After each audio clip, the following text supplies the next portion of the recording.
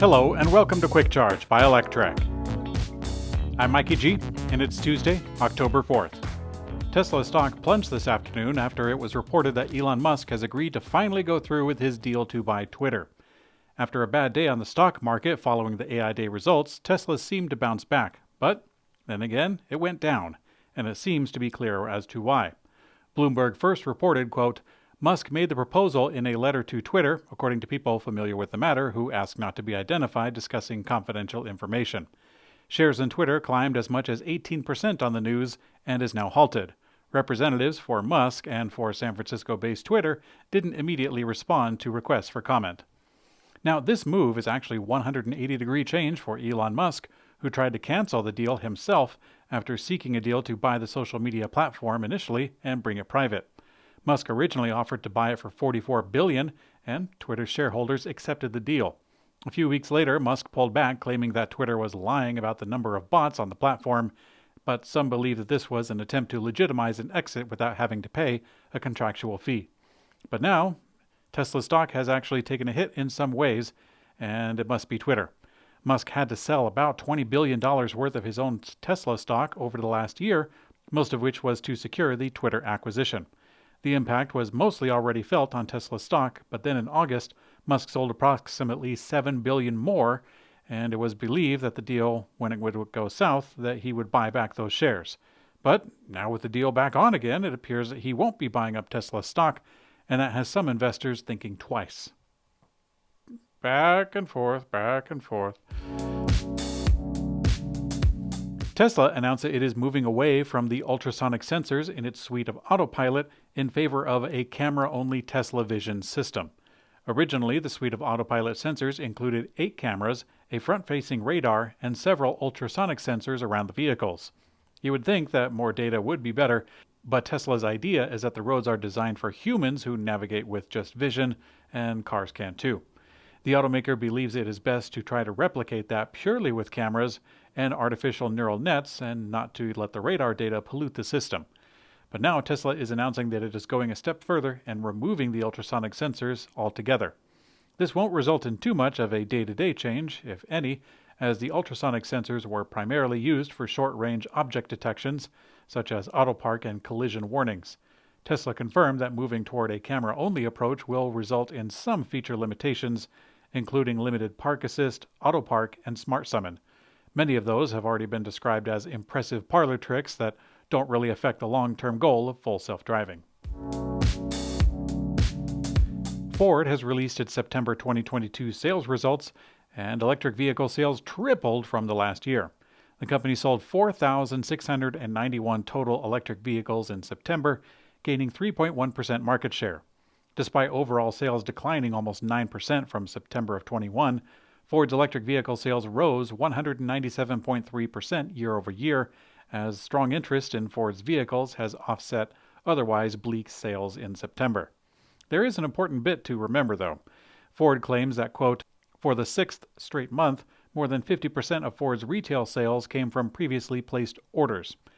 Now, with 41,236 electric vehicle sales to date and lingering supply chain issues, we wonder how Ford will hit a 600,000 run rate by the end of next year.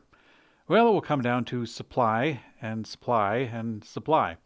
Ford believes that demand is already there, and we don't doubt them in the least, but we expect to hear some exciting news for upcoming battery supply coming online if Ford is going to continue this growth.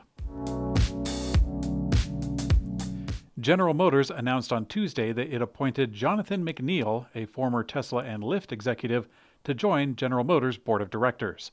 The new addition is significant as GM looks to become an all-electric brand. Jonathan McNeil is a venture capitalist investor and CEO of DVX Ventures, a startup that aims to grow businesses that, quote, will have a positive impact on the world. He joined Tesla as the president of global sales, delivery, and service in 2015, and left to become the chief operating officer at Lyft in 2018. McNeil's appointment to the board of GM is particularly interesting in a number of ways, but to stay on topic, GM CEO Mary Barra insisted that the automaker will catch Tesla in EV sales by the year 2025. Barra believes that McNeil's experience can help them when they scale operations, claiming, quote, His experience driving constructive disruption to grow business and his commitment to making a positive impact on society will be invaluable as we reimagine how our customers and communities move through the world. Stay tuned for my thoughts on General Motors' dreams. Rivian announced that it has produced 7,363 electric pickups and SUVs during the third quarter. That's a significant 67% quarter-over-quarter increase, considering Rivian produced about 4,400 in the quarter two. With the release of the third quarter production and delivery results, Rivian reiterates that they believe that they can hit their goal of achieving an annual production rate of 25,000 vehicles in the year 2022. That's going to take about 10,000 vehicles in the fourth quarter to meet that goal. The third quarter of 22 closed out Rivian's first year of producing vehicles, and the automaker managed a significant ramp-up in the last 12 months. This is a great in terms of pure output, but Rivian went from no production to an annualized rate of almost 30,000 in about a year. It's not entirely good. As of last quarter, the company still had a significant negative gross margin on every vehicle produced before even accounting for large operating costs. The company still had $15 billion in cash on hand at the end of last quarter, so it's not critical quite yet, but ideally producing and delivering vehicles will generate money rather than costing money. We hope to hear good news as Rivian climbs towards profitability. Electrek's favorite underdog, Aptera, has announced a solar cell supplier for their hyper-efficient three-wheeled EV. Solar cell production is now underway with the help of Maxeon Solar Technologies. With over 35 years of experience, Maxeon has the know-how to deliver advanced solar technology that is vital for Aptera's solar EV, especially if it's going to get 40 miles of range per day just from the sun. Production of the Aptera solar electric vehicle is expected to ramp up in the first half of 2023 in California. Okay, it is opinion time. I don't know about you, but in my opinion, I think that General Motors' CEO statement about GM reimagining how customers move seems a poor choice of words to me. It's not a far stretch to believe that in order to make a positive impact on the world, General Motors needs to reimagine not their customers, but GM themselves. For every forward move they make, it seems that they make a step backwards. But what really verbed my noun was the recent move that General Motors suggested EPA standards that would force other companies to make EVs, or essentially force them out of being competition. Now, to me, General Motors was just trying to secure the investments that they had already made in a very timely manner. Clearly, General Motors isn't afraid to play dirty to win their prize, but what prize can they realistically achieve? General Motors has a dream of catching and surpassing Tesla in a time frame of about 2 years. Tesla just announced that it delivered a record of 343,000 EVs in the third quarter. General Motors did about 15,000 in that same time. Tesla has a lead of nearly 30-fold as of today. I think that General Motors can catch up to Tesla's numbers today, but that's assuming that Tesla will stay still. And regular viewers of Electrek know that that's not really happening. Tesla has a myriad of projects that are all aimed at the long shoe game.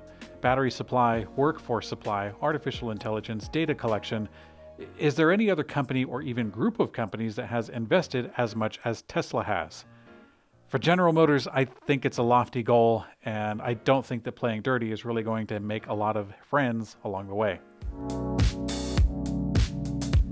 In today's community comment found on YouTube, Robert T. asks what kind of electric car I recently bought. Well, Robert, for about 10 years now, I've had one electric vehicle or another, so it's definitely not my first rodeo, but at times it seemed like a fairly easy decision when I made it. After recently driving the Hyundai, the Cadillac, the Kia, the Nissan, the Tesla, the Volkswagen, I knew that any of these, or the other ones that I have not yet driven, like the I-Pace, the Taycan, or the Polestar, all of them would have been fantastic. All I was looking for was an electric vehicle that had over 200 miles of range and had a little bit more room than the Chevy Bolt. And there was a lot of cars that fit that bill.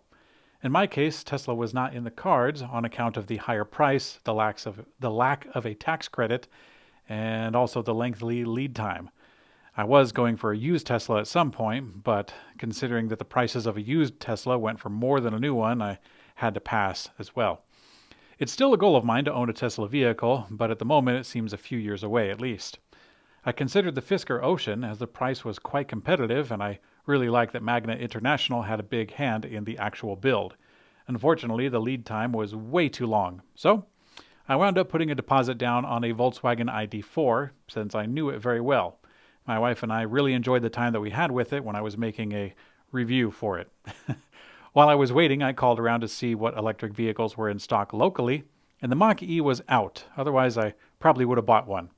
A local Kia place had an EV6 in stock, so we went to try that out together. We really liked it. However, I didn't like that the marketing called it an SUV because that's totally bogus. I would consider it a station wagon or maybe a hatchback. But under no circumstances do I think of it as an SUV. On another note, that dealership wanted to charge us a little bit of extra money and also $800 for the regular 110 charging cord that goes to the house, so we had to pass on that.